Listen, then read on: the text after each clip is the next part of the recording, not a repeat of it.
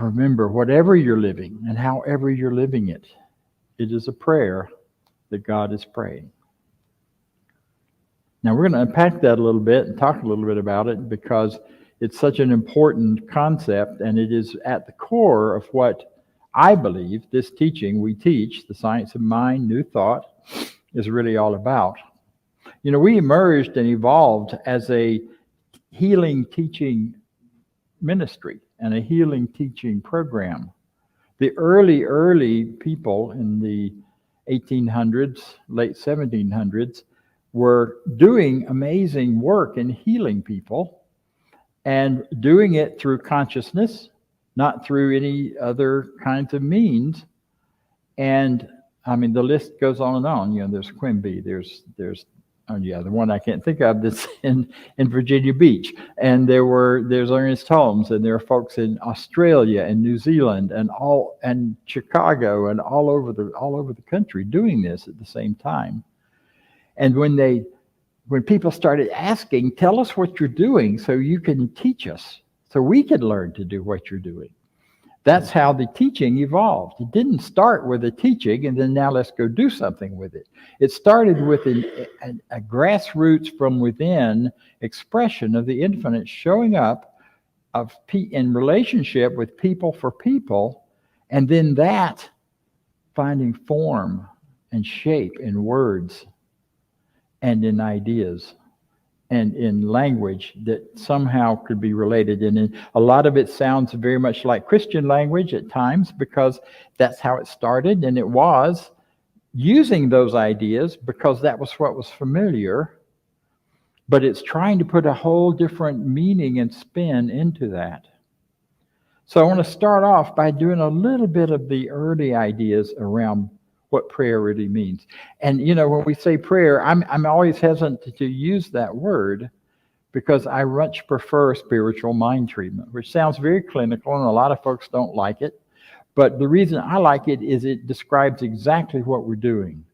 We're not asking for anything from somewhere out there, like God sitting on a big cloud up there that's going to hand out prizes or punishments based on how you're behaving, or how you're praying, or whether you're the right person to be doing the prayer, or whether you need to get somebody else to do it who prays better than you, or any of that nonsense. But it's that idea that prayer is the prayer of God moving through us. Instead of prayer, we call it spiritual mind treatment, because what we do when we're actively aligning with and doing the language of prayer, speaking the words, whether it's out loud or in our hearts, is that we are creating a space in consciousness where our mind is being treated to the greater idea, being treated to the influx and the power of the infinite moving through us. One of my favorite quotes is from Emerson that said, you know, we need to get our bloated nothingness out of the way to allow the divine circuits to flow, because they're already built into us. And so much of our work around spiritual mind treatment or affirmative prayer is to find those things which are standing in the way and let them go. Ernest Holmes says in the Science of Mind textbook that the difference in looking at the differences in what we call prayer and what we call spiritual mind treatment, that to be a spiritual mind treatment, you have to start with three basic things. And prayers might be that. And prayers from all other religions or wherever might be that, if they have these qualities, if they have the recognition of the divine or the spirit as being omniscient, meaning all-knowing, the omnis, which are built on the idea of Om. You know the sound Om, which is the sound of the universe, the vibration that is the vibration of all of the universe that we live in. Now, I mean the physical as well as the energetic, emotional. And that Om that we make, all of our vowel sounds, all of our are created out of some version of Om, and all of our consonants are the interruptions of the sound. Think about that. Your consonants are interruptions of that sound. So the omniscience means the allness, the completeness of knowledge, the all-knowingness. If your treatment or prayer or spoken word includes a recognition of the omniscience, of the omnipotence, the omnipotency of power, the power of this infinite, And here's the real kicker, the real difference. You got to have the third part. Those two by themselves don't get it. The third one is the omnipresence. And that's what that beautiful song is so carrying through for us. It is the very presence of that infinite within us. You don't have to do anything to make it be there. You don't have to sign up for anything. You don't have to sign on to a dogma or join in any kind of organization or church or whatever. It's already there, built in within each of us. And so if your word is spoken with the recognition, let's say, talk about recognition. What's recognition? Recognition is noticing, realizing, being, and knowing it. It isn't enough to say the words. I can teach you a spiritual mind treatment right now. In fact, we'll get to that later, that you can use. But if it's just words, it's just words. You might as well be, singing your favorite song, because it's not going to do much good. Probably your song will do more good. But if the words carry with them the recognition that power, that infinite power that is ultimate and infinite, is present in you in this moment, in your thoughts, in your ideas, and it carries with it all of the knowledge needed to manifest and bring forward the thing you're asking for or the thing you're affirming. Wow. What a walk. The challenge is staying there, right? Because we get there, and then we go out of there, and then we get there, and then we get distracted by a world that tells us there's two powers, a world that tells us there's terrible things happening around us, because there are. And then how do you put that together with all of that? But that's another talk. Well, here's the place today we're going, and that is knowing that this amazing infinite power always answers prayer. Because if it is oneness, if it is omni, anything, then if it does it in one place, it's got to do it in every other place. Or it's not an omni, it's not a completeness, it's not a wholeness. So it answers prayer. If it ever answered prayer, it always answers prayer. One of the challenges I hear from people a lot early on in there when they come into this teaching is, well, that stuff all works great for somebody else, but it just doesn't seem to quite work for me because it ain't working. Well, you know what? It does work for you. The problem is it works according to your belief. And the goodness of it is that it works for your belief. See, because in each of us, there is this moment where you realize that the prayer is not about I, me, my, what I want, always. Although that's part of it. But it has to start with, and there's another quote coming up, it starts with the idea that to use a biblical scripture, the Father or the divine or the infinite within me is within each of us. So it's not me, it's the power within me. It is when we are speaking our truth, it's not me speaking by myself. It's me speaking the truth that is already flowing through me as the truth. And that's true for you too. Wherever you are, whatever you're doing, whether you're ordering your brunch or whether you're just speaking some profound thing for your grandson if he's listening, or for whoever else might be around. It's just that moment of like, here we go. See, and in all of this, there has to be that consciousness of oneness, that it's not only one power, it's a universal power. And then here's the kicker, that nothing in my thought denies it. Ouch. How often is it easy to we find ourselves saying things like, God's not here. It's just too much evil going on for that to be here. I don't know about you. There was a time back in the 90s when I was first starting out in this ministry, when there were all kinds of things about let's bring God back to America. Let's bring God back to this group or that group, as if it went somewhere. If it had, it would simply mean that those things would cease to exist at all. They wouldn't be. Not that they just wouldn't be, they'd be around making noise and troubling people. They just wouldn't be. So it's not possible for this infinite to be anywhere else but right in you at this moment. So there's a place in us. There's a place in us, there it is, which lies open to the infinite, always. But when the Spirit brings its gift of the infinite being speaking and living through us, pouring itself through us, it can give us only what we can take. And that taking is mental. We take it by believing it. We take it by accepting the idea. Even if we don't quite fully believe it, we accept the idea of it. We accept the idea of greater good. We accept the idea that we are free to live and do those things which bring us joy. And there's no judgment from anywhere, especially not God, if we're following our dreams and they match us and they match who and what we are. See, I think that's just so profound and so important. You know, and some of that is about praying in God's name. We talk about that, praying in Jesus' name, we're praying in Buddha's name, we're praying in anybody else's name. In the name simply means in the consciousness of. It doesn't mean you're naming that person and they are doing the prayer for you. It means I am going to step into that consciousness of the infinite, that consciousness of Jesus. Oh, wow. Jesus, who talked about this idea that God is within me and does everything that's happening in my life is God coming through me. It isn't me doing it. That's a pretty powerful place to live. I step into that every chance I get. Every time my mind says, oh yeah, let's go there.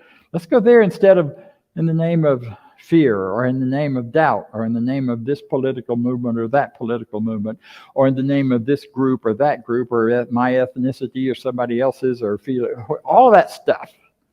How about stepping above and beyond that in the name of the infinite love that God is, or in the name of whoever you're that spiritual teacher being that draws you forward and gives you the best ideas, that lifts your consciousness to a different place.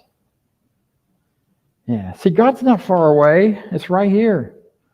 It's all over the place in the New Testament. The kingdom is at hand. Now, kingdom's kind of an old idea, but that was, sovereignty is at hand. How about that instead? It's not just to certain people. It's to everyone. We don't have to talk this power into something we want it to do. We don't have to convince anybody but ourselves. So here's my quote. You'll see it up here from Rev Rad. We must raise, or expand our consciousness of thought and feeling to match the reality we are calling for in our prayer treatments. In other words, we're not asking the infinite to somehow come down into to our form and change things. We are instead bringing our own consciousness up to be in that place of wholeness and healing we're talking about. We're using spiritual mind treatment to align with that greater truth, that greater goodness, that greater power that's always present, but that we filter out. Perception is not really a matter of how much we can get in to see. It's really about how much we filter out. You've probably seen those videos and things where you watch it one time and say, did you see the gorilla?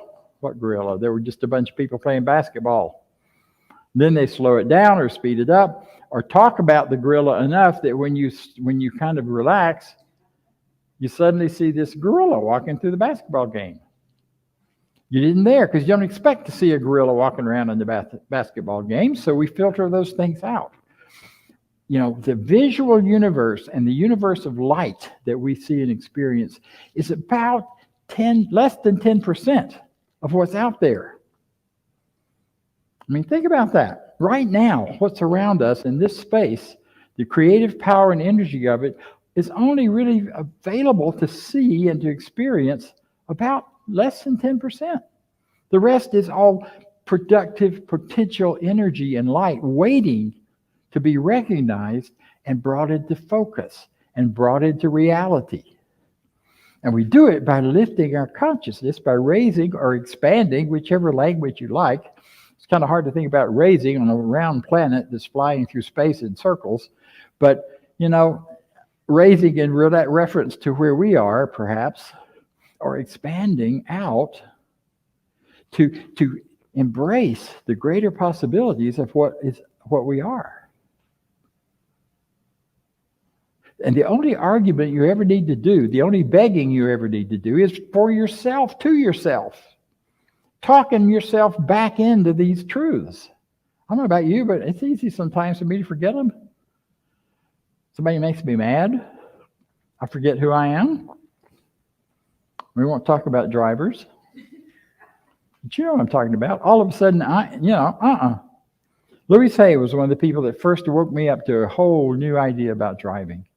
What if you got in your car, before you did, you just surrounded it by love? And in fact, you named it to be a love vehicle.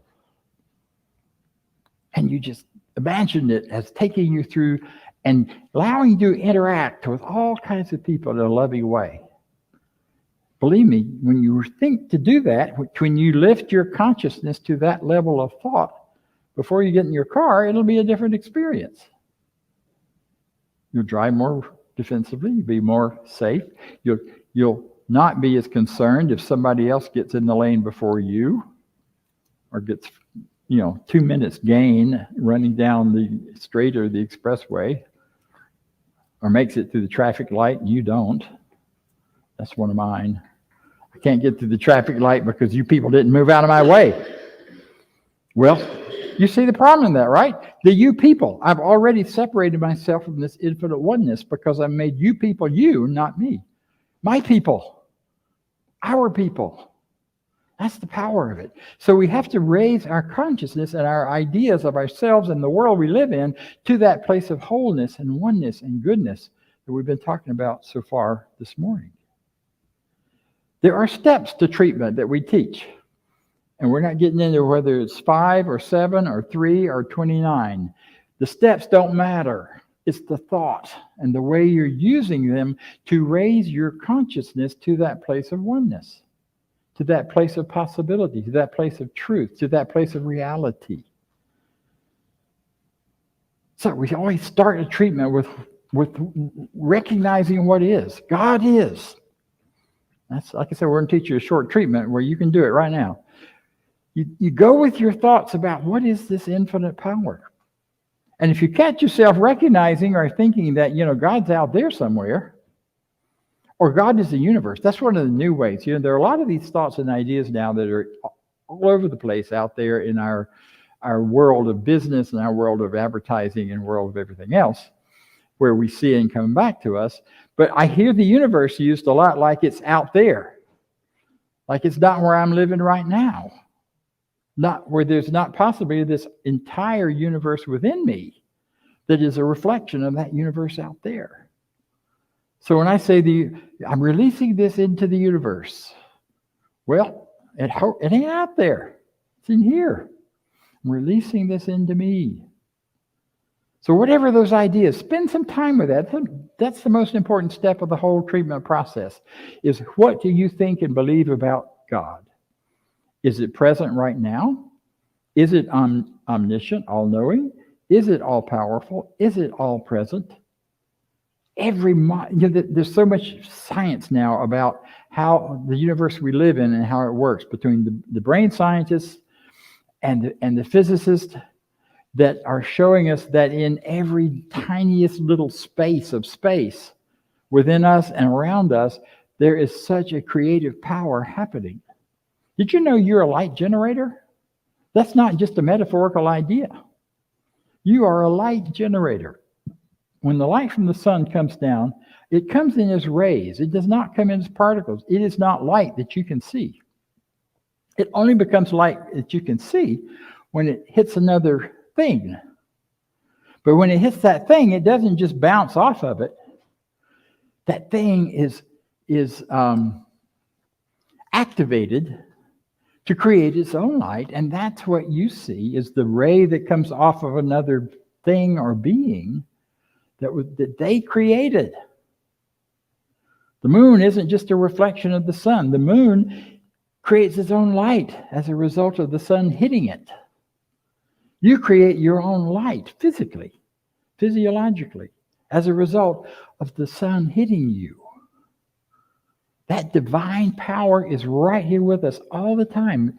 And it is more and more being proven by the physicists and by others who are looking deeply into these things. So the God is the question.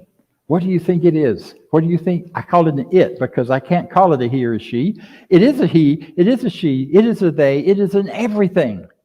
But it really isn't it. It's a power. It's not a personality, it's a power. And then what's your connection or relationship with it? That's the second step. I am. God is. I am. I am somehow part of it. Yeah, but I'm that part that he doesn't pay any attention to and that screws everything up, right?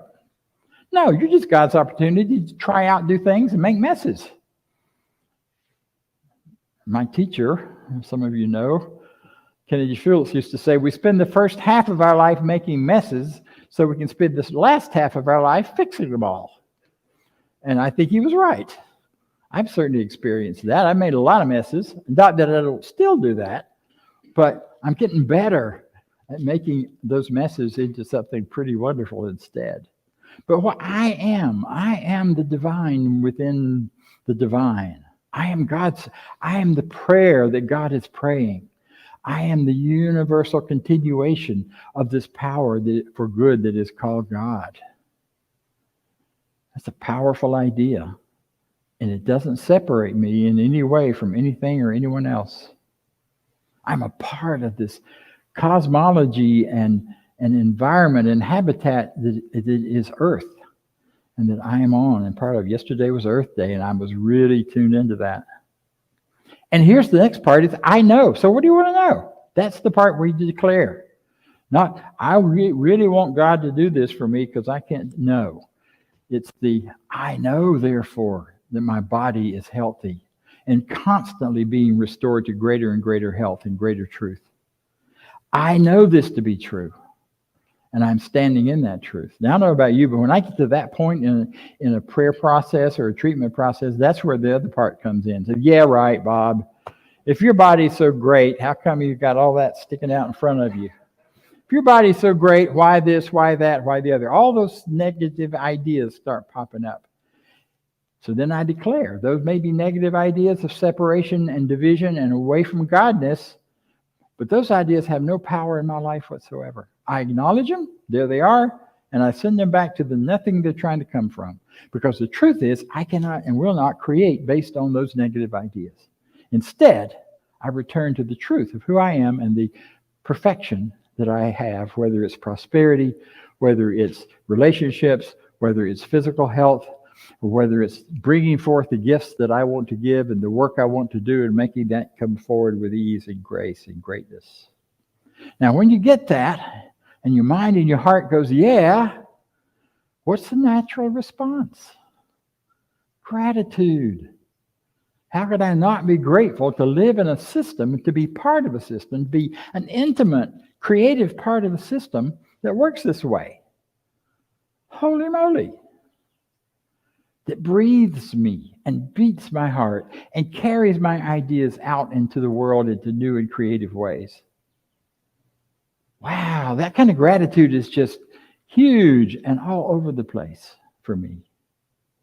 It's part of how I react to that song. I'm a prayer.